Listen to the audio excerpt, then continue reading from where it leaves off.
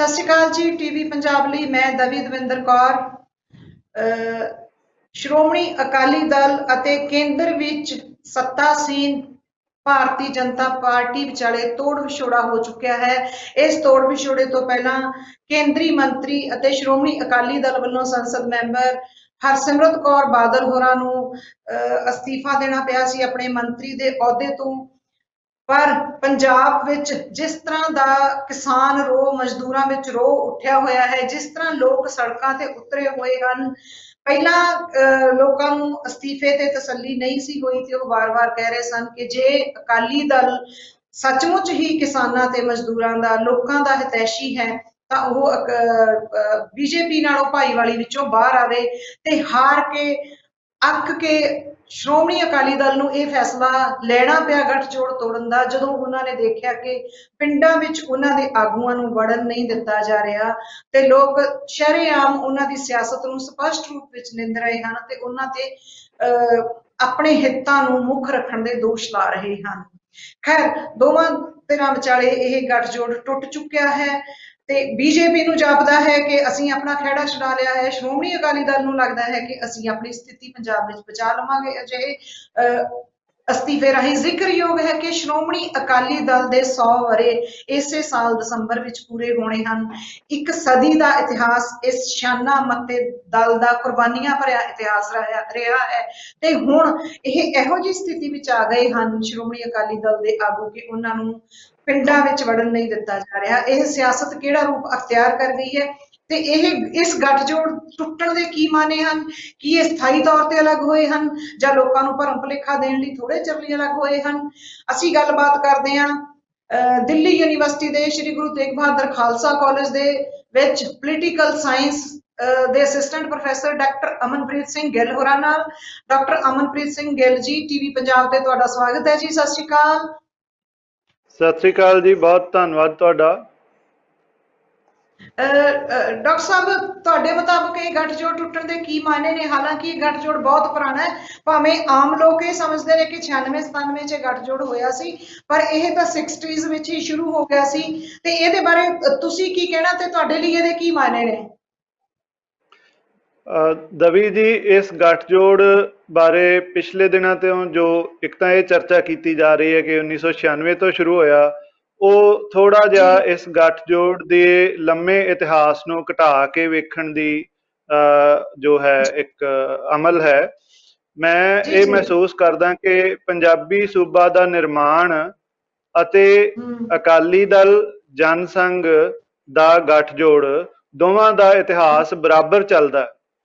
ਇਹ ਕੋਈ 53 ਸਾਲ ਪੁਰਾਣਾ ਇਤਿਹਾਸ ਹੈ ਇਹਨਾਂ ਦਾ, ਜਿਹਦੇ ਵਿੱਚੋਂ ਪੂਰੇ 50 ਸਾਲ, ਅੱਧੀ ਸਦੀ ਜਿਹੜੀ ਹੈ ਉਹ ਸਿਰਫ ਤੇ ਸਿਰਫ ਪ੍ਰਕਾਸ਼ ਸਿੰਘ ਬਾਦਲ ਜਿਹੜੇ ਨੇ ਉਹਨਾਂ ਦਾ ਅਸੀਂ ਕਹਿ ਲਈਏ ਕਿ ਬੀਜੇਪੀ ਦੇ ਜਿਹੜੇ ਦੋ ਪੁਰਾਣੇ ਰੂਪ ਸੀਗੇ, ਭਾਰਤੀ ਜਨ ਸੰਘ ਅਤੇ ਬਾਅਦ ਵਿੱਚ ਜਨਤਾ ਪਾਰਟੀ ਤੇ ਫਿਰ ਬੀਜੇਪੀ, ਇਹਨਾਂ ਤਿੰਨਾਂ ਰੂਪਾਂ ਦੇ ਨਾਲ ਕੱਲੇ ਪ੍ਰਕਾਸ਼ ਸਿੰਘ ਬਾਦਲ ਜੀ ਦਾ ਜੋ ਰਿਸ਼ਤਾ ਹੈ ਉਹ 50 ਸਾਲ ਪੁਰਾਣਾ ਰਿਸ਼ਤਾ। ਸੋ ਇੱਕ ਲੰਮੀ ਤਾਰੀਖ, ਲੰਮਾ ਅਰਸੇ ਦੇ ਸਾਂਝ ਨੂੰ ਵੇਖਦਿਆਂ ਹੋਇਆਂ ਇਹ ਇੱਕ ਤਾਂ ਮੈਂ ਸਮਝਦਾ ਕਿ ਪ੍ਰਕਾਸ਼ ਸਿੰਘ ਬਾਦਲ ਵਾਸਤੇ ਇੱਕ ਨਿੱਜੀ ਉਹਨਾਂ ਵਾਸਤੇ ਕਾਫੀ ਝਟਕਾ, ਜਜ਼ਬਾਤੀ ਝਟਕਾ ਵੀ ਹੋਏਗਾ, ਕਿਉਂਕਿ ਉਹ ਇਸ ਸਾਰੇ ਗੱਠਜੋੜ ਦੇ ਮੋਢੀ ਔਰ ਇਸ ਵੇਲੇ ਦੇ ਭਾਰਤੀ ਸਿਆਸਤਦਾਨਾਂ ਦੇ ਵਿੱਚੋਂ ਸਭ ਤੋਂ ਵੱਧ ਲੰਮੀ ਉਮਰ ਔਰ ਸਭ ਤੋਂ ਵੱਧ ਸੀਨੀਅਰ ਅਹੁਦਾ ਜੋ ਰੱਖਦੇ ਨੇ, ਸੀਨੀਅਰ ਹੈਸੀਅਤ ਰੱਖਦੇ ਨੇ। ਔਰ ਇਹ ਗੱਲ ਸਪਸ਼ਟ ਵੀ ਹੋਈ ਜਦੋਂ ਇਸ ਵਾਰ ਪ੍ਰਾਈਮ ਮਿਨਿਸਟਰ ਨਰਿੰਦਰ ਭਾਈ ਮੋਦੀ ਨੇ ਉਹਨਾਂ ਦੇ ਪੈਰੀਂ ਹੱਥ ਲਾਇਆ, ਤਾਂ ਉਹਨਾਂ ਦੀ ਜੋ ਇੱਕ ਗ੍ਰੈਂਡ ਓਲਡ ਮੈਨ ਵਾਲੀ ਜੋ ਪੋਜੀਸ਼ਨ ਹੈ NDA ਵਿੱਚ, ਉਹ ਸਾਹਮਣੇ ਆਈ। ਇਹ ਸਮਝੌਤਾ ਜੋ ਹੈ, ਇਹ ਗੱਠਜੋੜ, ਮੇਰੀ ਜਿੰਨੀ ਸਮਝ ਆਈ ਹੈ ਮੈਨੂੰ ਇਹਨਾਂ ਦੋਵਾਂ ਪਾਰਟੀਆਂ ਦੇ ਕਿਰਦਾਰ ਬਾਰੇ ਔਰ ਇਹਨਾਂ ਦੇ ਇਤਿਹਾਸ ਨੂੰ ਲੈ ਕੇ, ਇਹ ਗੱਠਜੋੜ ਇੱਕ ਵਕਤੀ ਅਲਗਾਓ ਹੈ। ਮੈਂ ਇਹਨੂੰ ਬਿਲਕੁਲ ਇਸ ਤਰੀਕੇ ਨਾਲ ਸਮਝਿਆ ਕਿ ਜਿਵੇਂ ਪ੍ਰਕਾਸ਼ ਸਿੰਘ ਬਾਦਲ ਇਹਦੇ ਬਾਰੇ ਅਕਸਰ ਉਹਨਾਂ ਦਾ ਜ਼ਿਕਰ ਇਹ ਕਰਦੇ ਨੇ ਕਿ ਇਹ ਪਤੀ ਪਤਨੀ ਵਾਲਾ ਰਿਸ਼ਤਾ, ਔਰ ਇਸ ਪ੍ਰਸੰਗ ਦੇ ਵਿੱਚ ਅਸੀਂ ਇਹ ਕਹਿ ਸਕਦੇ ਹਾਂ ਕਿ ਇਹ ਇਸ ਵੇਲੇ ਦਾ ਜੋ ਗੱਠਜੋੜ ਦਾ ਟੁੱਟਣਾ, ਇਹ ਸੈਪਰੇਸ਼ਨ ਹੈ, ਡਾਈਵੋਰਸ नहीं। मतलब जी। मुकम्मल तोड़ विछोड़ा नहीं होया, एक थोड़े वक्त वास्ते वो एक दूसरे तो अलग होए ने। ਅਤੇ ਕਈ ਵਾਰ ਕੀ ਹੁੰਦਾ ਕਿ ਥੋੜੇ ਦੇਰ ਦੇ ਸੈਪਰੇਸ਼ਨ ਤੋਂ ਬਾਅਦ ਦੋਵਾਂ ਧਿਰਾਂ ਨੂੰ ਆਪਣੀਆਂ ਗਲਤੀਆਂ ਦਾ ਔਰ ਜਜ਼ਬਾਤੀ ਜੋ ਉਬਾਲ ਸੀ ਉਹਦਾ ਅਹਿਸਾਸ ਹੋ ਜਾਂਦਾ, ਤੇ ਦੁਬਾਰਾ ਜਦੋਂ जी। ਉਹ ਜੁੜਦੇ ਨੇ ਉਹਨਾਂ ਦਾ ਰਿਸ਼ਤਾ ਹੋਰ ਵੀ ਜ਼ਿਆਦਾ ਮਜ਼ਬੂਤ ਹੋ ਜਾਂਦਾ। ਮੈਨੂੰ ਇਹੀ ਗੱਲ ਸਮਝ ਲੱਗਦੀ ਆ ਕਿ ਇਹ ਜੋ ਭਾਰਤੀ ਜਨਤਾ ਪਾਰਟੀ ਔਰ ਉਸਦੇ ਪੁਰਾਣੇ ਰੂਪ ਉਹਨਾਂ ਦੇ ਨਾਲ ਪ੍ਰਕਾਸ਼ ਸਿੰਘ ਬਾਦਲ ਦੇ ਅਧੀਨ ਜੋ ਅਕਾਲੀ ਦਲ ਹੈ, ਉਸ ਦਾ ਜੋ ਅੱਧੀ ਸਦੀ ਲੰਮਾ ਜੋ ਰਿਸ਼ਤਾ, ਉਸ ਦੀ ਮੌਤ ਦਾ ਐਲਾਨ ਨਹੀਂ ਕਰਨਾ ਚਾਹੀਦਾ ਅਜੇ। ਇਹ ਬਹੁਤ ਕਾਹਲੀ ਹੋਏਗੀ ਜੇ ਅਸੀਂ ਇਹ ਕਹਿ ਦਈਏ ਕਿ ਉਹ ਰਿਸ਼ਤਾ ਮਰ ਗਿਆ, ਉਹ ਰਿਸ਼ਤਾ ਬਿਲਕੁਲ ਖਤਮ ਹੋ ਗਿਆ। ਉਹ ਰਿਸ਼ਤਾ ਜਿਹੜਾ ਉਹ ਸਿਰਫ ਕੁਝ ਸਮੇਂ ਵਾਸਤੇ ਇੱਕ ਉਹਦੇ ਵਿੱਚ ਇੱਕ ਉਹ ਆਈ ਹੈ, ਖਟਾਸ ਆਈ ਹੈ, ਔਰ ਉਹਨਾਂ ਨੇ ਅਲੱਗ-ਅਲੱਗ ਰਸਤੇ ਕੁਝ ਸਮੇਂ ਲਈ ਚੁਣੇ ਹੋਏ ਆ। ਲੇਕਿਨ ਇਹ ਮੇਰੀ ਨਜ਼ਰ ਦੇ ਵਿੱਚ ਇੱਕ ਪਿਓਰਲੀ ਇੱਕ ਵਕਤੀ ਜੋ ਹੈ ਮਤਲਬ ਤੋੜ ਵਿਛੋੜਾ ਹੈ।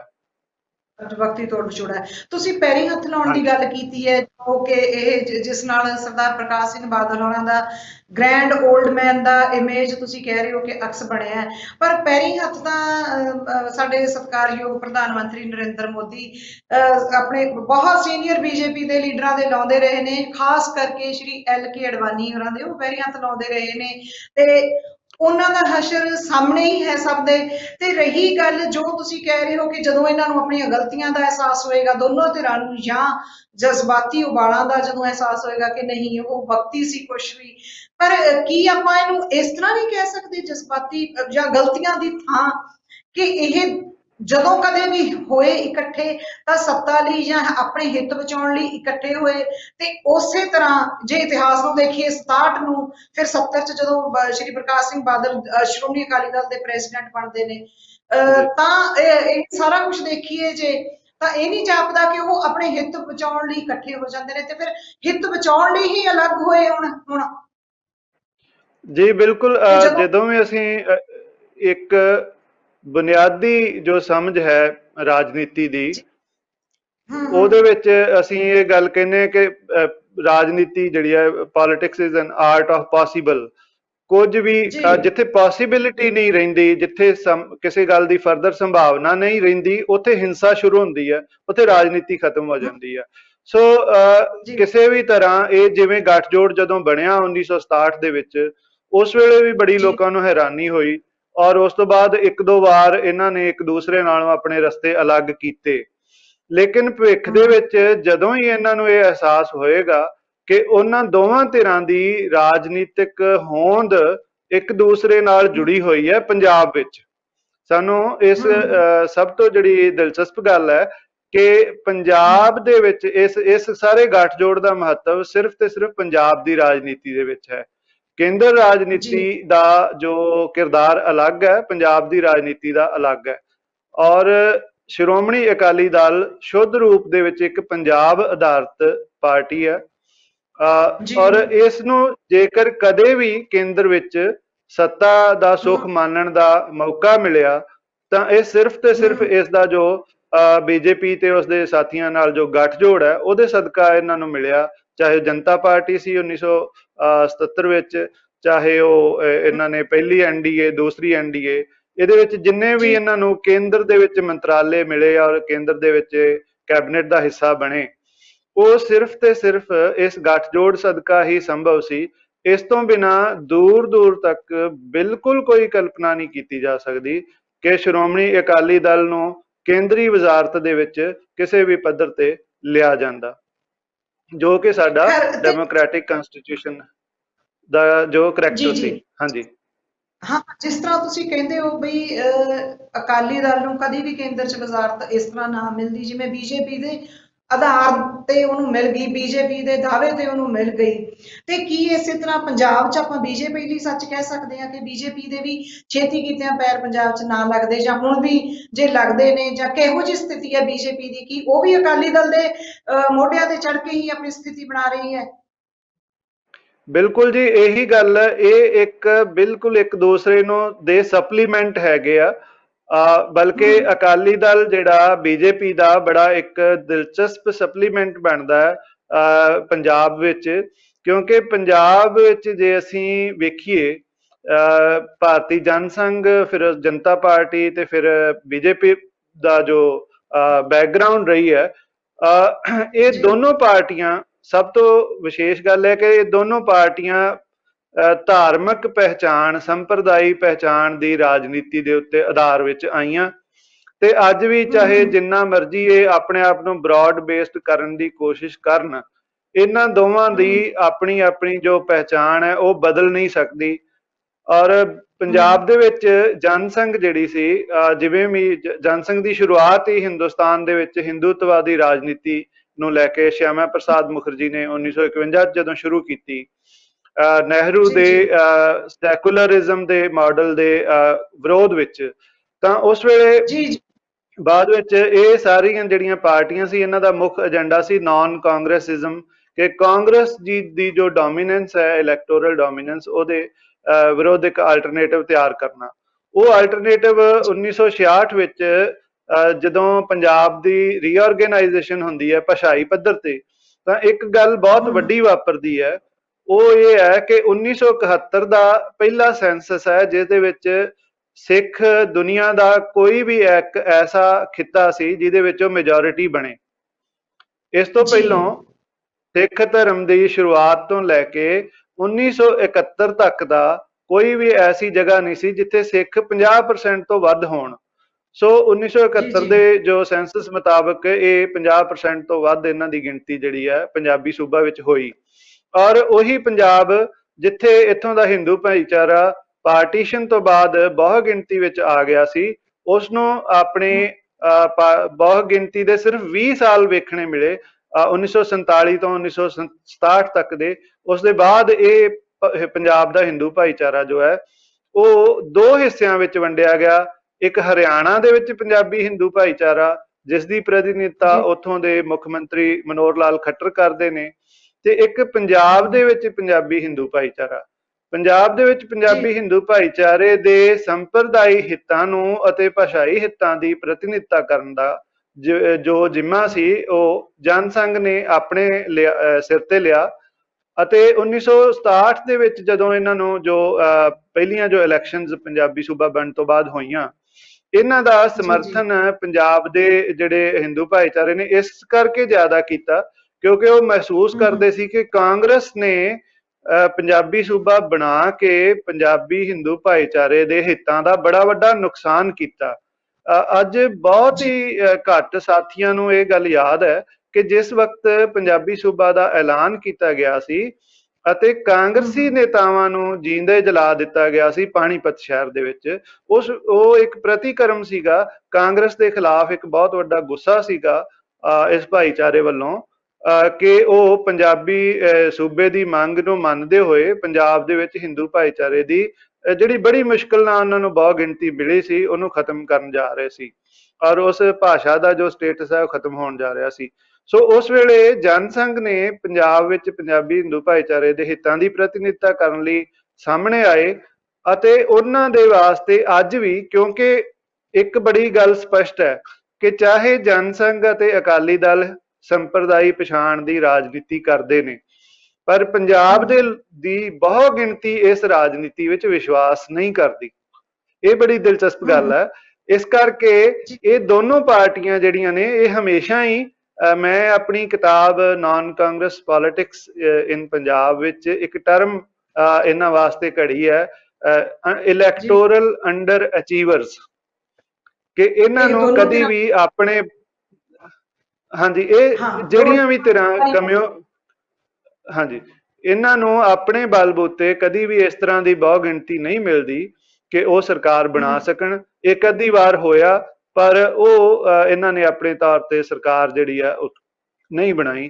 ਉਹਦਾ ਕਾਰਨ ਇਹ ਹੈ ਕਿ ਇਹ ਪੰਜਾਬ ਦੇ ਵਿੱਚ ਇੱਕ ਬੜਾ ਜੋ ਇਹ ਗੱਠਜੋੜ ਹੈ ਅਕਾਲੀ ਦਲ ਤੇ ਇਸ ਦਾ ਬੀਜੇਪੀ ਦਾ ਪੰਜਾਬ ਵਿੱਚ, ਜਿਸ ਨੂੰ ਕਿ ਪ੍ਰਕਾਸ਼ ਸਿੰਘ ਬਾਦਲ ਹੋਰਾਂ ਨੇ ਹਿੰਦੂ ਸਿੱਖ ਏਕਤਾ ਦਾ ਗੱਠਜੋੜ ਕਿਹਾ। ਅਸਲ ਵਿੱਚ ਇਹ ਸ਼ਬਦ ਉਹਨਾਂ ਨੇ ਸੰਤ ਫਤਿਹ ਸਿੰਘ ਤੋਂ ਲਿਆ। ਸੰਤ ਫਤਿਹ ਸਿੰਘ ਜਿਹੜੇ ਸੀ ਉਹ ਬੜੀ ਦੂਰਦ੍ਰਿਸ਼ਟੀ ਵਾਲੇ ਨੇਤਾ ਸੀਗੇ। ਬੁਨਿਆਦੀ ਤੌਰ ਤੇ ਤਾਂ ਉਹ ਸੰਤ ਸੀ, ਕਾਰ ਸੇਵਾ ਵਾਲੇ ਸੰਤ ਸੀ, ਲੇਕਿਨ ਉਹਨਾਂ ਕੋਲ ਇੱਕ ਬਹੁਤ ਹੀ ਕਮਾਲ ਦੀ ਇੱਕ ਆਮ ਸੂਝ, ਰਾਜਨੀਤਿਕ ਸੂਝ ਸੀ। ਉਹਨਾਂ ਨੇ ਹਿੰਦੂ ਸਿੱਖ ਏਕਤਾ ਦੇ ਰਾਜਦੂਤ ਬਣ ਕੇ ਪੰਜਾਬੀ ਸੂਬਾ ਦੀ ਉਹਦੇ ਵਾਸਤੇ ਸੰਘਰਸ਼ ਕੀਤਾ।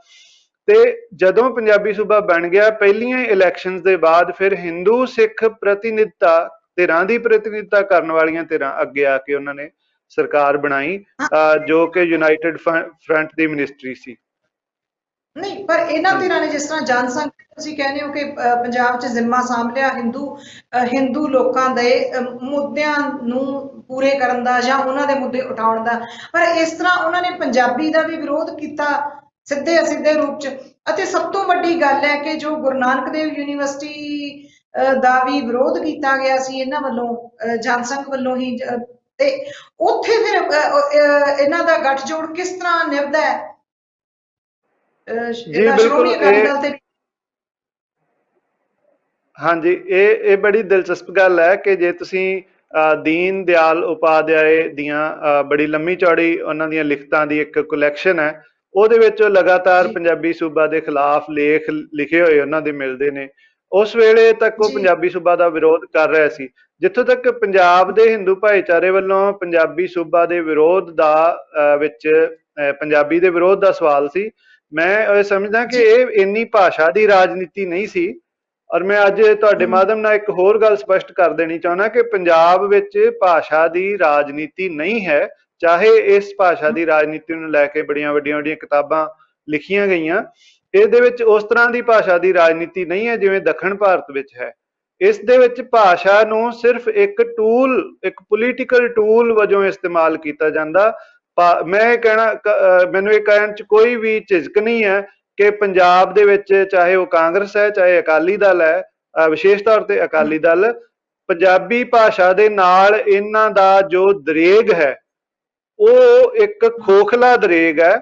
ਬਾਕੀ ਉਹ ਉਹਨਾਂ ਦੇ ਸੱਚੇ ਹੋ ਸਕਦੇ ਨੇ ਦਾਅਵੇ, ਕਿਸਾਨਾਂ ਦੇ ਨਾਲ, ਪੰਥ ਦੇ ਨਾਲ ਉਹਨਾਂ ਦਾ ਦਾਅਵਾ ਸੱਚਾ ਹੋ ਸਕਦਾ, ਲੇਕਿਨ ਪੰਜਾਬੀ ਭਾਸ਼ਾ ਦੇ ਨਾਲ, ਜਿਵੇਂ ਕਿ ਇਹਨਾਂ ਨੇ ਹੁਣ ਵੀ ਸੁਖਬੀਰ ਬਾਦਲ ਜੀ ਨੇ ਜੋ ਸਟੇਟਮੈਂਟ ਦਿੱਤੀ ਹੈ ਕਿ ਗੱਠਜੋੜ ਚੋਂ ਬਾਹਰ ਆਉਣ ਦਾ ਇੱਕ ਕਾਰਨ ਜੰਮੂ ਕਸ਼ਮੀਰ ਵਿੱਚ ਪੰਜਾਬੀ ਨੂੰ ਅਫੀਸ਼ੀਅਲ ਦਰਜਾ ਨਾ ਦੇਣ ਦਾ ਵੀ ਸੀ। ਪੰਜਾਬੀ ਭਾਸ਼ਾ ਦੇ ਨਾਲ ਅਕਾਲੀ ਦਲ ਦਾ ਜੋ ਰਿਸ਼ਤਾ ਹੈ ਉਹ ਇੱਕ ਖੋਖਲਾ ਰਿਸ਼ਤਾ ਹੈ, ਔਰ ਉਹਨਾਂ ਨੂੰ ਕੋਈ ਵੀ ਵਾਸਤਵਿਕ ਦਿਲਚਸਪੀ ਨਹੀਂ ਹੈ ਪੰਜਾਬੀ ਭਾਸ਼ਾ ਦੇ ਵਿੱਚ। ਮੈਂ ਸਿਰਫ, ਜੇ ਇਹਨਾਂ ਨੂੰ ਜੰਮੂ ਕਸ਼ਮੀਰ ਦੇ ਵਿੱਚ ਪੰਜਾਬੀ ਦੇ ਦਰੇਗ ਦੀ ਗੱਲ ਹੈ, ਤਾਂ ਘੱਟੋ ਘੱਟ ਆਪਣੇ ਸ਼ਹਿਰ ਬਠਿੰਡਾ ਵਿੱਚ ਜੋ central university of Punjab Bathinda ਬਣੀ ਹੋਈ ਹੈ, ਉਸ ਦੇ ਜੋ ਇਸ ਵੇਲੇ ਉਸ ਵਿੱਚ ਕਿਸ ਤਰ੍ਹਾਂ ਦੀ ਜਿਹੜੀ ਹੈ ਹਿੰਦੀ ਭਾਸ਼ਾ ਦਾ ਜੋ ਚੱਲ ਰਿਹਾ ਪ੍ਰਚਾਰ ਅਤੇ ਪ੍ਰਸਾਰ, ਤੇ ਪੰਜਾਬੀ ਨੂੰ ਜਿਵੇਂ ਉੱਥੇ ਬਿਲਕੁਲ ਦਰਕਿਨਾਰ ਕੀਤਾ ਗਿਆ, ਉਹਨੂੰ ਉੱਥੇ ਜਾ ਕੇ ਵੇਖ ਲੈਣ। ਉਹਨਾਂ ਨੂੰ ਇਹ ਸੰਘਰਸ਼ ਜੰਮੂ ਕਸ਼ਮੀਰ ਜਾ ਕੇ ਲੜਨ ਦੀ ਲੋੜ ਨਹੀਂ ਹੈ। ਉਹ ਪਲੀਜ਼ ਉਹ ਬਠਿੰਡੇ ਹੀ ਆਪਣਾ ਪੰਜਾਬੀ ਨੂੰ ਆਪਣਾ ਦਰਜਾ ਦਵਾ ਲੈਣ। ਸੋ ਇਸ ਕਰਕੇ ਮੈਂ ਬੜਾ ਮਤਲਬ ਇੱਕ ਪੋਲੀਟੀਕਲ ਐਨਾਲਿਸਟ ਹੋਣ ਦੇ ਨਾਤੇ ਮੇਰਾ ਇਹਨਾਂ ਸਾਰੇ ਦਲਾਂ ਦੇ ਵਾਸਤੇ, ਸਾਰੀਆਂ ਸ਼ਖਸੀਅਤਾਂ ਵਾਸਤੇ ਸਤਿਕਾਰ ਹੈ, ਪਰ ਇਹਦੇ ਨਾਲ ਦੀ ਨਾਲ ਅਸਲੀਅਤ ਇਹ ਹੈ ਕਿ ਪੰਜਾਬੀ ਦੇ ਨਾਂ ਤੇ ਜੋ ਹੈ ਉਹ ਇੱਕ ਸਿੰਸੀਅਰ ਨਹੀਂ ਹੈ, ਇਹਨਾਂ ਦਾ ਜੋ ਹੈ ਉਹ ਸੁਹਿਰਦ ਨਹੀਂ ਹੈਗੇ ਕੋਈ ਵੀ ਪੰਜਾਬ ਦਾ ਦਲ ਜਿਹੜਾ ਹੈ। ਨਹੀਂ, ਉਸ ਵੇਲੇ ਜੀ ਭਾਸ਼ਾ ਦੇ ਨਾਂ ਤੇ ਇਸ ਤਰ੍ਹਾਂ ਮੰਡੀਆਂ ਪਈਆਂ ਸਨ ਕਿ ਜਲੰਧਰ ਦੇ ਦੋ ਧਿਰਾਂ ਦੇ ਵੱਖ-ਵੱਖ ਅਖਬਾਰਾਂ ਵਿੱਚ ਐਡੀਟੋਰੀਅਲ ਲਿਖੇ ਜਾਂਦੇ ਸਨ ਇੱਕ ਦੂਜੇ ਦੇ ਖਿਲਾਫ, ਭਾਸ਼ਾ ਦੇ ਖਿਲਾਫ। ਭਾਸ਼ਾ ਨੂੰ ਫਰਕ ਤਾਂ ਉਦੋਂ ਪਿਆ ਸੀ ਜਦੋਂ ਪੰਜਾਬੀਆਂ ਨੇ ਹਿੰਦੀ ਆਪਣੀ ਮਾਂ ਬੋਲੀ ਲਿਖਾਈ ਸੀ। ਇਹ ਨਹੀਂ ਕਿ ਫਰਕ ਨਹੀਂ ਪਿਆ, ਪੰਜਾਬੀ ਨੂੰ ਫਰਕ ਜ਼ਰੂਰ ਪਿਆ ਤੇ ਕਾਫੀ ਸੱਟ ਵੱਜੀ। ਜਿਹੜਾ ਸੋਸ਼ਲ ਫੈਬਰਿਕ ਸੀ, ਮੋਹ ਪਿਆਰ ਸੀ ਸਾਰਿਆਂ ਦਾ, ਹਿੰਦੂ ਸਿੱਖਾਂ ਦਾ ਜਾਂ ਕੋਈ ਵੀ ਹੋਰ ਮਤਲਬ ਜਿਹੜੇ ਹੋਰ ਧਰਮਾਂ ਜਾਂ ਜਾਤਾਂ ਨਾਲ ਸੰਬੰਧਿਤ ਸੀ, ਉਹਦੇ ਚ ਪਾੜਾ ਤਾਂ ਪਿਆ, ਅਦਰਵਾਈਜ਼ ਲੋਕ ਬਹੁਤ ਮੋਹ ਨਾਲ ਰਹਿੰਦੇ ਸੀ। ਇੱਕ ਮੇਰਾ ਸਵਾਲ ਹੈ ਤੁਹਾਨੂੰ ਡਾਕਟਰ ਗਿੱਲ ਜੀਓ, ਕਿ ਜੋ ਸ਼੍ਰੋਮਣੀ ਅਕਾਲੀ ਦਲ ਹੈ, ਇਹਦਾ ਬਹੁਤ ਕੁਰਬਾਨੀਆਂ ਭਰਿਆ ਇਤਿਹਾਸ ਰਿਹਾ ਹੈ, ਤੇ ਇਹਦੀ ਟੇਕ ਫੈਡਰਲਿਜ਼ਮ ਯਾਨੀ ਕਿ ਸੰਘੀ ਢਾਂਚੇ ਵਿੱਚ ਰਹੀ ਹੈ। ਜਿਹਦੀ ਮੂਲ ਇਹਦੀ ਜਿਹੜੀ ਝੂਲ ਹੈ ਉਹ ਸੰਘੀ ਢਾਂਚਾ ਆ ਤੇ ਸੰਘੀ ਢਾਂਚੇ ਦੇ ਲਈ ਖਾਤਰ ਇਹ ਲੜਦਾ ਰਿਹਾ। ਅਨੰਦਪੁਰ ਸਾਹਿਬ ਦਾ ਮਤਾ ਵੀ ਇਹਦੇ ਵਿੱਚੋਂ ਨਿਕਲ ਕੇ ਆਇਆ ਹੈ। ਪਰ ਹਾਂ, ਨਾਲ ਇਹ ਸ਼੍ਰੋਮਣੀ ਅਕਾਲੀ ਦਲ ਲਗਾਤਾਰ ਸੰਘੀ ਢਾਂਚੇ ਨੂੰ ਮਜ਼ਬੂਤ ਕਰਨ ਦਾ ਤੇ ਜ਼ੋਰ ਦਿੰਦਾ ਆਇਆ ਤੇ ਰਾਜਾਂ ਨੂੰ ਵੱਧ ਅਧਿਕਾਰ ਦਿੱਤੇ ਜਾਣ ਦੀ ਗੱਲ ਕਰਦਾ ਆਇਆ। ਪਰ ਹੁਣ ਜਦੋਂ ਕੀ ਕਹਿੰਦੇ ਨੇ ਇਹ ਨਾਗਰਿਕਤਾ ਸੋਧ ਕਾਨੂੰਨ ਆਏ, ਖਾਸ ਲੋਕਾਂ ਨੂੰ ਨਿਸ਼ਾਨਾ ਬਣਾਇਆ ਗਿਆ, ਸ਼੍ਰੋਮਣੀ ਅਕਾਲੀ ਦਲ ਉਦੋਂ ਨਹੀਂ ਬੋਲਿਆ। ਧਾਰਾ 370 ਜੰਮੂ ਕਸ਼ਮੀਰ ਵਿੱਚੋਂ ਹਟਾਤੀ ਗਈ। ਇਹੀ ਨਹੀਂ ਕਿ ਉਹਨਾਂ ਨੂੰ ਵੰਡ ਦਿੱਤਾ, 3 ਹਿੱਸਿਆਂ 'ਚ ਯੂਟੀ ਬਣਾ ਦਿੱਤੇ ਗਏ। ਉੱਥੇ ਉਹਨਾਂ ਦਾ ਜਿਹੜਾ ਸੂਬੇ ਦੇ ਅਧਿਕਾਰ ਸੀ ਉਹ ਬੜਾ ਹੀ ਕੁਛ ਖੋਇਆ ਗਿਆ ਲੋਕਾਂ ਤੋਂ। ਉਦੋਂ ਇਹ ਉਹਦੇ ਹੱਕ ਵਿੱਚ ਭੁਗਤੇ ਰਹੇ ਤੇ ਫਿਰ ਜੰਮੂ ਕਸ਼ਮੀਰ ਵਿੱਚੋਂ ਜਦੋਂ ਪੰਜਾਬੀ ਵੀ ਸਰਕਾਰੀ ਬੋਲੀ ਨਹੀਂ ਰਹੀ, ਉਹ ਬਿੱਲ ਆਇਆ ਸੰਸਦ ਵਿੱਚ, ਉਦੋਂ ਕੋਈ ਇਹਨਾਂ ਨੇ ਉੱਚੀ ਸੁਰ ਵਿੱਚ ਵਿਰੋਧ ਨਹੀਂ ਕੀਤਾ ਤੇ ਹੁਣ ਇੰਨੀ ਦੇਰ ਬਾਅਦ ਇਹ ਅਲੱਗ ਹੋ ਰਹੇ ਨੇ। ਇਸ ਤੋਂ ਪਹਿਲਾਂ ਪੁਰਾਣਾ ਇਤਿਹਾਸ ਹੈ ਕਿ ਉਹ ਗੁਰੂ ਨਾਨਕ ਦੇਵ ਯੂਨੀਵਰਸਿਟੀ ਦੇ ਨਾਲ ਜਿਹੜੇ ਡੀਏਵੀ ਕਾਲਜਾਂ ਨੂੰ ਜੋੜਨ ਤੋਂ ਖਫਾ ਹੁੰਦੇ ਰਹੇ ਨੇ ਤੇ ਭਾਸ਼ਾ ਦੇ ਨਾਂ ਤੇ ਵੀ ਇਹਨਾਂ 'ਚ ਵਖਰੇਵਾਂ ਰਿਹਾ। ਬੀਜੇਪੀ ਹਿੰਦੀ ਲਾਗੂ ਕਰਨਾ ਚਾਹੁੰਦੀ ਹੈ ਪੂਰੇ ਮੁਲਕ 'ਚ, ਇੱਕ ਰਾਸ਼ਟਰ, ਇੱਕ ਭਾਸ਼ਾ, ਇੱਕ ਰਾਸ਼ਟਰ, ਇੱਕ ਰਾਸ਼ਨ ਕਾਰਡ, ਹੋਰ ਇੱਕ ਦੇ ਨਾਂ ਤੇ ਕਿੰਨਾ ਕੁਛ, ਇੱਕ ਮੁਲਕ ਇੱਕ ਟੈਕਸ, ਪਤਾ ਨਹੀਂ ਕਿਹੜਾ ਕੁਝ ਇੱਕ ਤਰ੍ਹਾਂ ਦਾ ਲਿਆਉਣ ਦਾ ਕੋਸ਼ਿਸ਼ ਕਰ ਰਹੇ ਹੈ। ਤੇ ਇਹ ਤਾਂ ਬਿਲਕੁਲ ਹੀ ਸੰਘੀ ਢਾਂਚੇ ਨੂੰ ਸਿੱਧੀ ਸੱਟ ਹੈ ਤੇ ਜੋ ਸ਼੍ਰੋਮਣੀ ਅਕਾਲੀ ਦਲ ਦੇ ਮੂਲ ਜਿਹੜਾ ਅਸੂਲ ਹੈ ਉਹਦੇ ਖਿਲਾਫ ਹੈ। ਫਿਰ ਇਹ ਗੱਠਜੋੜ ਕਿਵੇਂ ਹੋ ਜਾਂਦਾ ਹੈ? ਹੁਣ ਇਹ ਟੁੱਟਣ ਦਾ ਬੇਸ਼ੱਕ ਦਿਖਾਵਾ ਕਰ ਰਹੇ ਨੇ, ਤੁਸੀਂ ਆਖਿਆ, ਤੇ ਇਹ ਫਿਰ ਹੁਣ ਤੋਂ ਕਿਵੇਂ ਜੁੜਦੇ ਰਹੇ ਨੇ? ਇਹਦਾ ਮਤਲਬ ਵੈਸਟਡ ਇੰਟਰਸਟ ਵੱਧ ਮੈਟਰ ਕਰਦੇ ਨੇ ਤੇ ਸਾਨੂੰ ਇਹਨਾਂ ਤੇ ਲੋਕ ਇਹਦੇ ਤੇ ਭਰੋਸਾ ਨਾ ਕਰਨ। ਨਹੀਂ, ਇਹਦੇ ਵਿੱਚ ਇੱਕ ਇਸ ਨੂੰ ਇਹਦੇ ਪਿੱਛੇ ਜੋ ਸਿਧਾਂਤ ਕਾਰਜਸ਼ੀਲ ਹੈ, ਇਹਨਾਂ ਦੋ ਅਲੱਗ-ਅਲੱਗ ਧਿਰਾਂ ਦਾ, ਜੋ ਸਾਨੂੰ ਇਹ ਲੱਗਦਾ ਕਿ ਇਹ ਅਲੱਗ-ਅਲੱਗ ਨੇ ਜਾਂ ਇੱਕ ਦੂਸਰੇ ਦੇ ਵਿਰੋਧੀ ਨੇ। ਅਸਲ ਦੇ ਵਿੱਚ ਇਹ ਦੋਵਾਂ ਦਾ, ਜਿਵੇਂ ਕਿ ਮੈਂ ਆਪਣੇ ਇੱਕ ਲੇਖ 'ਚ ਵੀ ਲਿਖਿਆ ਕਿ ਦੋਵਾਂ ਦਾ ਪੋਲੀਟੀਕਲ ਡੀਐਨਏ ਇੱਕ ਹੈ। ਦੋਵਾਂ ਦਾ ਪੋਲੀਟੀਕਲ ਡੀਐਨਏ ਸੰਪਰਦਾਇ ਪਛਾਣ ਹੈ ਜੀ। ਦੋਵੇਂ ਜਿਸ ਗੱਲ ਦੇ ਵਿੱਚੋਂ ਆਪਣੀ ਰਾਜਨੀਤੀ ਕਰਦੇ ਆ ਉਹ ਆ ਸੰਪਰਦਾਇਕ ਪਛਾਣ। ਇਸ ਕਰਕੇ ਦੋਵੇਂ ਇੱਕ ਚੀਜ਼, ਇੱਕ ਦੂਸਰੇ ਦੀ ਫੋਟੋਕਾਪੀ ਹੈਗੇ ਆ। ਹਾਂਜੀ, ਇੱਕ ਬਲੈਕ ਹੈ, ਇੱਕ ਵਾਈਟ ਹੈ, ਯਾਨੀ ਇੱਕ ਦੂਸਰੇ ਦੇ ਆਪੋਜ਼ਿਟ ਆ, ਲੇਕਿਨ ਆਪਣੇ ਦੇ ਰੂਪ ਦੇ ਵਿੱਚ ਦੋਵੇਂ ਇੱਕ ਦੂਸਰੇ ਦੇ ਕਲੋਨ ਹੈਗੇ ਆ। ਇੱਕ ਤਾਂ ਇਹ ਗੱਲ ਹੈ। ਇਸ ਕਰਕੇ ਜਦੋਂ ਇਹ ਵਿਰੋਧ ਦੇ ਬਾਵਜੂਦ ਵੀ ਇਹ ਇੱਕ ਨੈਚੁਰਲ ਐਲਾਈ ਬਣਦੇ ਆ, ਬੜੇ ਕੁਦਰਤੀ ਸਹਿਯੋਗ ਇਹਨਾਂ ਦਾ ਬਣਦਾ। ਇੱਕ ਤਾਂ ਇਹ ਗੱਲ ਹੈ। ਦੂਸਰਾ ਇਹ ਹੈ ਕਿ ਪੰਜਾਬ, ਕਿਉਂਕਿ ਪੰਜਾਬ ਇੱਕ ਐਸੀ ਇਤਿਹਾਸਕ ਤੌਰ ਤੇ ਇੱਕ ਪਲੂਰਲ ਸੁਸਾਇਟੀ ਹੈ, ਧਾਰਮਿਕ ਤੌਰ ਤੇ ਇੱਥੇ ਇੱਕ ਤੋਂ ਵੱਧ ਰਿਲੀਜਨ ਜਿਹੜੇ ਆ ਮੌਜੂਦ ਨੇ। ਪਾਰਟੀਸ਼ਨ ਤੋਂ ਪਹਿਲਾਂ ਤਾਂ ਹੋਰ ਵੀ ਕੰਪਲੈਕਸ ਸੀ ਸਿਚੁਏਸ਼ਨ, ਕਿਉਂਕਿ ਉਸ ਵੇਲੇ ਇਹ 3 ਸੰਪਰਦਾਵਾਂ ਦੇ ਵਿੱਚ ਘਿਰਿਆ ਹੋਇਆ ਜਿਹੜਾ ਇਲਾਕਾ ਸੀ। ਔਰ ਦੁਨੀਆ ਦੇ ਵਿੱਚ ਇਸ ਤਰ੍ਹਾਂ ਦੇ ਬਹੁਤ ਸਾਰੇ ਦੇਸ਼ ਨੇ ਜਿੱਥੇ ਇਸ ਤਰ੍ਹਾਂ ਦੀ ਕੰਪਲੈਕਸ ਸੰਪਰਦਾਇਕ ਪੋਜੀਸ਼ਨ ਹੁੰਦੀ ਹੈ, ਜਿਵੇਂ ਸ਼੍ਰੀਲੰਕਾ, ਜਿਵੇਂ ਬੈਲਜੀਅਮ ਹੈ, ਜਿਵੇਂ ਲੈਬਨਾਨ ਹੈ। ਔਰ ਉੱਥੇ ਕੀ ਹੁੰਦਾ ਕਿ ਇੱਕ ਅਲੱਗ-ਅਲੱਗ ਧਰਮਾਂ ਦੇ, ਅਲੱਗ-ਅਲੱਗ ਸੰਪਰਦਾਵਾਂ ਦੇ ਲੋਕ ਆਪਣੇ ਆਪ ਦੇ ਵਿੱਚ ਇੱਕ ਪਾਵਰ ਸ਼ੇਅਰਿੰਗ ਐਗਰੀਮੈਂਟ ਕਰ ਲੈਂਦੇ ਨੇ। ਜਿਵੇਂ ਲੈਬਨਾਨ 'ਚ ਹੈ ਕਿ ਜੀ ਪ੍ਰੈਜ਼ੀਡੈਂਟ ਹੈ ਉਹ ਮੈਰਨਾਈਟ ਕ੍ਰਿਸਚਨ ਬਣੇਗਾ, ਜੋ ਪ੍ਰਾਈਮ ਮਿਨਿਸਟਰ ਹੈ ਉਹ ਸੁੰਨੀ ਬਣੇਗਾ, ਜੋ ਸਪੀਕਰ ਹੈ ਉਹ ਸ਼ੀਆ ਬਣੇਗਾ। ਇਸੇ ਤਰ੍ਹਾਂ ਜੋ ਪਾਰਟੀਸ਼ਨ ਤੋਂ ਪਹਿਲਾਂ ਪੰਜਾਬ ਦੀ ਬੜੀ ਕਾਮਯਾਬ ਸਰਕਾਰ ਜੋ ਸੀ, ਯੂਨੀਅਨਿਸਟ ਪਾਰਟੀ ਦੀ ਸਰਕਾਰ, ਜੋ ਕਿ ਸਰ ਸਿਕੰਦਰ ਹਯਾਤ ਖਾਨ ਨੇ ਉਹਦੇ ਪ੍ਰੀਮੀਅਰ ਸੀ, ਉਹ ਸਰਕਾਰ ਦਾ ਕਿਰਦਾਰ ਵੀ ਇਹੀ ਸੀਗਾ ਕਿ ਇਹ 3 ਭਾਈਚਾਰੇ, ਹਿੰਦੂ, ਮੁਸਲਿਮ ਤੇ ਸਿੱਖ ਭਾਈਚਾਰਿਆਂ ਦੀਆਂ 3 ਪਾਰਟੀਆਂ ਜਿਹੜੀਆਂ ਨੇ, unionist party, Zamindara league, Akali Dal, ਉਹਦੇ 'ਚ ਅਕਾਲੀ ਦਲ ਵੀ ਹਿੱਸੇਦਾਰ ਸੀ, ਸਿੱਖ ਨੈਸ਼ਨਲ ਪਾਰਟੀ, ਉਹ ਸਾਰਿਆਂ ਨੂੰ ਅਲੱਗ-ਅਲੱਗ ਉਹਨਾਂ ਨੇ ਪਾਵਰ ਸ਼ੇਅਰਿੰਗ ਕੀਤੀ ਸੀ।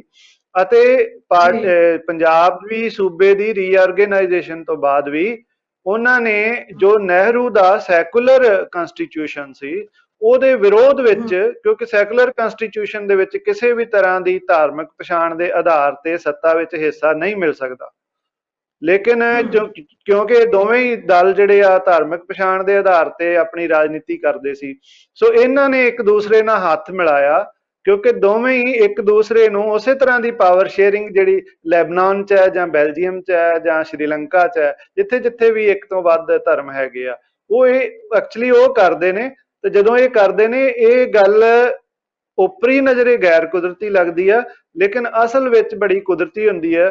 ਕਿ ਜੀ ਹੁਣ ਵੀ ਜਦੋਂ ਮੈਨੂੰ ਇਹ ਪੂਰਾ ਯਕੀਨ ਹੈ, ਮਤਲਬ ਅੰਦਾਜ਼ਾ ਹੈ ਮੇਰਾ, ਰਾਜਨੀਤੀ 'ਚ ਯਕੀਨ ਤਾਂ ਹੋਣਾ ਹੀ ਨਹੀਂ ਚਾਹੀਦਾ, ਬੰਦੇ ਯਕੀਨ ਨਾਲ ਗੱਲ ਨਹੀਂ ਜੀ ਕਰਨੀ ਚਾਹੀਦੀ। ਅੰਦਾਜ਼ਾ ਹੈ ਕਿ ਜਦੋਂ ਵੀ ਇਹਨਾਂ ਦਾ ਗੱਠਜੋੜ ਬਹਾਲ ਹੋਵੇਗਾ, ਉਹਦੇ ਵਿੱਚ ਇਹ ਫਿਰ ਮੁੱਖ ਮੰਤਰੀ, ਸਿੱਖ ਮੁੱਖ ਮੰਤਰੀ ਅਤੇ ਹਿੰਦੂ ਭਾਈਚਾਰੇ ਵਿੱਚੋਂ ਡਿਪਟੀ ਮੁੱਖ ਮੰਤਰੀ, ਇਸ ਤਰ੍ਹਾਂ ਦਾ ਇਹ ਜੋ ਹੈ ਉਹ ਗੱਠਜੋੜ ਲੈ ਕੇ ਆਉਣਗੇ। ਸੋ ਪਾਵਰ ਸ਼ੇਅਰਿੰਗ ਜਿਹੜੀ ਹੈ ਧਾਰਮਿਕ ਪਛਾਣ ਨਹੀਂ, ਇਹ ਜਿਹੜਾ ਤੋੜ ਵਿਛੋੜਾ ਹੋਇਆ, ਜਾਣੀ ਕਿ 2020 ਦੀਆਂ ਚੋਣਾਂ ਦੀ ਤਿਆਰੀ ਹੈ, ਆਪਾਂ ਇਹੀ ਕਹਿ ਸਕਦੇ ਹਾਂ ਕਿ ਇਹ ਫੇਰ ਇਕੱਠੇ ਹੋਣਗੇ, ਤੇ ਇਹਦਾ ਮਤਲਬ ਲੋਕ ਇਹਨਾਂ ਤੇ ਭਰੋਸਾ ਨਾ ਕਰਨ, ਇਹੀ ਮਤਲਬ ਇਹ ਨਹੀਂ। ਇਹਨਾਂ ਕੋਲ ਇਕੱਠੇ ਹੋਣ ਦਾ ਮਤਲਬ ਇਹ ਹੈ ਨਾ ਕਿ ਜੇਕਰ ਇਹਨਾਂ ਨੇ ਰਾਜਨੀਤਿਕ ਤੌਰ ਤੇ ਜਿਉਂਦਾ ਰਹਿਣਾ ਪੰਜਾਬ ਵਿੱਚ, ਬੀਜੇਪੀ ਦੀ ਰਾਜਨੀਤਿਕ ਹੋਂਦ ਨੂੰ ਪੂਰੇ ਮੁਲਕ ਦੇ ਵਿੱਚ ਕੋਈ ਖਤਰਾ ਨਹੀਂ ਹੈ, ਇਹਦੇ 'ਚ ਕੋਈ ਸ਼ੱਕ ਨਹੀਂ। ਉਹ ਬਹੁਤ ਮਜ਼ਬੂਤ ਹੈ। ਉਹ ਵਕਤੀ ਤੌਰ ਤੇ ਲੋਕ ਉਹਦੇ ਨਾਲ ਨਾਰਾਜ਼ ਹੋ ਜਾਣਗੇ, ਪਰ ਫਿਰ ਵੀ ਉਹਦੀ ਜਿਹੜੀ ਮਜ਼ਬੂਤੀ ਹੈ ਉਹ ਬਰਕਰਾਰ ਹੈ। ਪੰਜਾਬ ਵਿੱਚ ਬੀਜੇਪੀ ਦੀ ਜੋ ਹੈ ਇਸ ਵੇਲੇ ਜੋ ਹਾਲਤ ਹੋਈ ਹੈ, ਤੁਸੀਂ ਜਾਣਦੇ ਹੀ ਹੋ, ਉਸ ਦੀ ਜਿਹੜੀ ਹੈ ਲੋਕਪ੍ਰਿਯਤਾ ਬਿਲਕੁਲ ਨੀਵੇਂ ਦਰਜੇ ਤੇ ਚਲੇ ਗਈ। ਇਸੇ ਤਰ੍ਹਾਂ ਅਕਾਲੀ ਦਲ ਹੈ, ਅਕਾਲੀ ਦਲ ਵੀ ਚਾਹੇ ਬੀਜੇਪੀ ਨੂੰ ਅਲੱਗ ਹੋ ਕੇ ਇਹਨੇ ਆਪਣੀ ਪਛਾਣ ਬਣਾਉਣ ਦੀ ਅੱਜ ਕੋਸ਼ਿਸ਼ ਕੀਤੀ ਹੈ, ਲੇਕਿਨ ਇਹਨੇ 1920 ਦੇ ਵਿੱਚ ਅਕਾਲੀ ਦਲ ਹੋਂਦ ਵਿੱਚ ਆਇਆ। ਪਹਿਲੀ ਵਾਰ ਇਹ ਸਰਕਾਰ 1967 ਵਿੱਚ ਬਣਾਉਂਦਾ, ਤੇ 1967 ਵਿੱਚ ਬਣਾਈ ਸਰਕਾਰ ਇਹਨਾਂ ਦੀ ਕਦੀ ਵੀ 5 ਸਾਲ ਪੂਰੇ ਨਹੀਂ ਕੀਤੇ। ਪਹਿਲੀ ਵਾਰ ਇਹਨਾਂ ਦੀ ਉਹ ਸਰਕਾਰ 5 ਸਾਲ ਪੂਰੇ ਕਰਦੀ ਹੈ ਜੋ 1997 ਚ ਬਣਦੀ ਹੈ। ਨਾ ਤੁਸੀਂ ਇਹ ਵੇਖੋ ਕਿ 75 ਸਾਲ ਇਹਨਾਂ ਨੇ ਸੰਘਰਸ਼ ਕੀਤਾ ਆਪਣੇ ਪੋਲੀਟੀਕਲ ਸਰਵਾਈਵਲ ਵਾਸਤੇ, ਤਾਂ ਹੁਣ ਵੀ ਇਹਨਾਂ ਦੇ ਸਾਹਮਣੇ ਉਹੀ ਉਥਲ ਵਾਲੀਆਂ ਸਾਨੂੰ ਉਸ ਵੇਲੇ, ਉਹ ਇੱਕ ਖਾਸਾ ਵੱਖਰਾ ਸਮਾਂ ਸੀ। ਨਹੀਂ, ਸਮਾਂ ਇਹਨਾਂ ਵਾਸਤੇ, ਇਹਨਾਂ ਦੀ ਜੋ ਰਾਜਨੀਤੀ ਹੈ ਉਹਦਾ ਧੁਰਾ ਉਹੀ ਹੈ, ਔਰ ਇਹਨਾਂ ਦਾ ਜੋ ਇੱਕ ਕਮਿਟਡ ਵੋਟ ਬੈਂਕ ਹੈ ਉਹ ਓਨਾ ਹੀ ਹੈ, ਨਾ ਉਹਨੇ ਵਧਣਾ ਨਾ ਉਹਨੇ ਘਟਣਾ। ਤੇ ਇਸ ਕਰਕੇ ਇਹਨਾਂ ਨੂੰ ਪੰਜਾਬ ਵਿੱਚ ਰਾਜਨੀਤਿਕ ਤੌਰ ਤੇ ਰੈਲੇਵੈਂਟ ਰਹਿਣ ਲਈ, ਆਪਣੀ ਹੋਂਦ ਬਚਾਈ ਰੱਖਣ ਲਈ ਇਹਨਾਂ ਨੂੰ ਇੱਕ ਦੂਸਰੇ ਦੇ ਨਾਲ ਜੁੜਨਾ ਹੀ ਪੈਣਾ। ਉਹਦਾ ਕਾਰਨ ਹੈ ਕਿ ਇਹ ਹੋਰ ਕਿਸੇ ਨਾਲ ਨਹੀਂ ਜੁੜ ਸਕਦੇ। ਇਹ ਜਿਹੜਾ ਇਹਨਾਂ ਦਾ ਇੱਕ ਦੂਸਰੇ ਦੇ ਨਾਲ ਸਾਂਝ ਦਾ ਵਿਕਾਸ 50 ਸਾਲਾਂ ਚ ਹੋਇਆ। ਪਹਿਲਾਂ ਇਹ ਕਦੀ ਉਹਦੇ ਨਾਲ ਵੀ ਜੁੜਦੇ ਸੀ, ਕਮਿਊਨਿਸਟ ਪਾਰਟੀ ਨਾਲ ਵੀ ਜੁੜਦੇ ਸੀ, ਰਿਪਬਲਿਕਨ ਪਾਰਟੀ ਨਾਲ ਵੀ ਇਹ ਜੁੜਦੇ ਸੀਗੇ, ਫਿਰ BSP ਨਾਲ ਵੀ ਜੁੜੇ, ਲੇਕਿਨ ਹੌਲੀ ਹੌਲੀ ਇਹਨਾਂ ਨੇ ਵੇਖਿਆ ਕਿ ਅਸਲ ਜਿਹੜੀ ਇਹਨਾਂ ਦੀ ਸਾਂਝ ਹੈ ਉਹ ਜੋ ਇਹਨਾਂ ਵਰਗੇ ਆ ਉਹਨਾਂ ਨਾਲ ਬਣਦੀ ਆ। ਤਾਂ ਇਹਨਾਂ ਵਰਗੇ ਕਿਹੜੇ, ਇਹਨਾਂ ਦੇ ਇਹ ਜੋ ਹੈਗੇ ਆ ਸ਼ਹਿਰੀ ਜੋ ਮਤਲਬ ਪ੍ਰਤੀਰੂਪ ਹੈਗਾ ਉਹ ਭਾਰਤੀ ਜਨਤਾ ਪਾਰਟੀ ਹੈ। ਇਸ ਕਰਕੇ ਇਹਨਾਂ ਦਾ ਇਹ ਕਿਸੇ ਹੋਰ ਦਲ ਦੇ ਨਾਲ ਗੱਠਜੋੜ ਹੋ ਨਹੀਂ ਸਕਣਾ, ਤੇ ਇਸ ਕਰਕੇ ਇਹਨਾਂ ਨੂੰ ਇੱਕ ਦੂਸਰੇ ਦੇ ਨਾਲ, ਜੇਕਰ ਇਹਨਾਂ ਨੇ ਪੰਜਾਬ ਵਿੱਚ ਸਰਕਾਰ ਬਣਾਉਣੀ ਹੈ 2022 ਦੀ, ਜਿਹਦੀ ਇਹਨਾਂ ਨੂੰ ਬੜੀ ਉਮੀਦ ਹੈ, ਕਿਉਂਕਿ ਸਰਦਾਰ ਸੁਖਬੀਰ ਸਿੰਘ ਬਾਦਲ ਨੇ ਵੀ ਕਿਹਾ ਕਿ ਜਦੋਂ ਅਸੀਂ 22 ਚ ਆਵਾਂਗੇ ਤੇ ਅਸੀਂ ਫਿਰ ਇਹ ਮਾਰਕੀਟ ਇੰਜ ਬਣਾ ਦਿਆਂਗੇ ਜਾਂ ਇੰਜ ਬਣਾ ਦਿਆਂਗੇ। ਸੋ ਪੂਰੀ ਉਹਨਾਂ ਨੂੰ ਉਮੀਦ ਹੈ 22 ਵਿੱਚ ਸਰਕਾਰ ਬਣਾਉਣ ਦੀ। ਤਾਂ ਉਹਦੇ ਲਈ ਇਹਨਾਂ ਨੂੰ ਇੱਕ ਦੂਸਰੇ ਦੇ ਨਾਲ ਦੁਬਾਰਾ ਜੁੜਨਾ ਪੈਣਾ। ਹੁਣ ਇਹ ਸਿਰਫ ਅਲੱਗ ਹੋ ਕੇ ਆਤਮ ਚਿੰਤਨ ਹੀ ਕਰਨ ਦੀ ਇੱਕ ਮਤਲਬ ਹੈ ਕਿ ਮਤਲਬ ਥੋੜਾ ਜਿਹਾ ਸੋਚਣ ਦਾ ਔਰ ਮੌਕਾ ਮਿਲ ਗਿਆ ਇੱਕ ਦੂਸਰੇ ਤੋਂ ਅਲੱਗ ਹੋ ਕੇ ਇਹਨਾਂ ਨੂੰ। ਇਹੋ ਜਿਹੇ ਸੁਖਬੀਰ ਸਿੰਘ ਬਾਦਲ ਇਹੋ ਜਿਹੇ ਇਸ ਵੇਲੇ ਦਾਅਵੇ ਕਰ ਰਹੇ ਨੇ 22 ਚ ਸਰਕਾਰ ਬਣਾਉਣ ਦੇ, ਉਹ ਤਾਂ ਫਿਰ ਸਾਰੀਆਂ ਪਾਰਟੀਆਂ ਹੀ ਕਰਦੀਆਂ ਨੇ, ਰਹੀ ਸਹੀ ਪਾਰਟੀ ਵੀ ਕਰਦੀ ਹੈ ਕਿ ਅਸੀਂ ਸਰਕਾਰ ਬਣਾ ਲਵਾਂਗੇ। ਸਭ ਨੇ ਇਹ ਭਰੋਸਾ ਲੋਕਾਂ ਨੂੰ ਦੇਣਾ ਹੁੰਦਾ ਹੈ। ਜਾਂਦੇ ਜਾਂਦੇ ਇੱਕ ਸਵਾਲ ਤੇ ਕਿ ਜਿਹੜੇ ਇੰਨੇ ਦਲ ਬਣੇ ਨੇ ਇਹ ਸ਼੍ਰੋਮਣੀ ਅਕਾਲੀ ਦਲ ਆਪਸ ਚ ਵੀ ਇੰਨਾ ਖੇਰੂ ਹੋਇਆ ਪਿਆ, ਇਹ ਜਾਂਦੇ ਜਾਂਦੇ ਸਾਡੇ ਆਖਰੀ ਸਵਾਲ ਦਾ ਸੰਖੇਪ ਜਿਹਾ ਜਵਾਬ ਦੇ ਦਿਓ, ਤੁਸੀਂ ਕੀ ਸੋਚਦੇ ਹੋ ਇਹਦੇ ਬਾਰੇ, ਤੁਹਾਡਾ ਕੀ ਐਨਾਲਿਸਿਸ ਹੈ, ਵਿਸ਼ਲੇਸ਼ਣ? ਮੇਰਾ ਜੋ ਐਨਾਲਿਸਿਸ ਹੈ, ਮੈਂ ਹੈਲੋ ਹਾਂਜੀ ਜੀ, ਮੇਰਾ ਜੋ ਐਨਾਲਿਸਿਸ ਹੈ, ਮੈਂ ਮਾਫੀ ਮੰਗ ਕੇ ਹੀ ਉਹ ਗੱਲ ਕਹਿਣੀ ਹੈ। ਦਰਸ਼ਕਾਂ ਨੂੰ ਬਿਲਕੁਲ ਉਹ ਪਸੰਦ ਨਹੀਂ ਆਵੇਗਾ, ਲੇਕਿਨ ਮੈਂ ਇੱਕ ਗੱਲ ਜੋ, ਕਿਉਂਕਿ ਰਾਜਨੀਤੀ ਵਿੱਚ ਸਾਨੂੰ ਕੀ ਚੰਗਾ ਲੱਗਦਾ ਇਹ ਮੈਟਰ ਨਹੀਂ ਕਰਦਾ, ਜੋ ਯਥਾਰਥ ਹੈ ਉਹ ਯਥਾਰਥ ਹੀ ਰਹਿਣਾ। ਅਕਾਲੀ ਦਲ ਨੂੰ ਇੰਨਾ ਕਮਜ਼ੋਰ ਨਾ ਮਿਥਿਆ ਜਾਵੇ ਜਿੰਨਾ ਕਿ ਉਹਨਾਂ ਦੀ ਵਰਤਮਾਨ ਜੋ ਸੀਟਾਂ ਦੀ ਗਿਣਤੀ ਤੋਂ ਮਿਥ ਲਿਆ ਗਿਆ।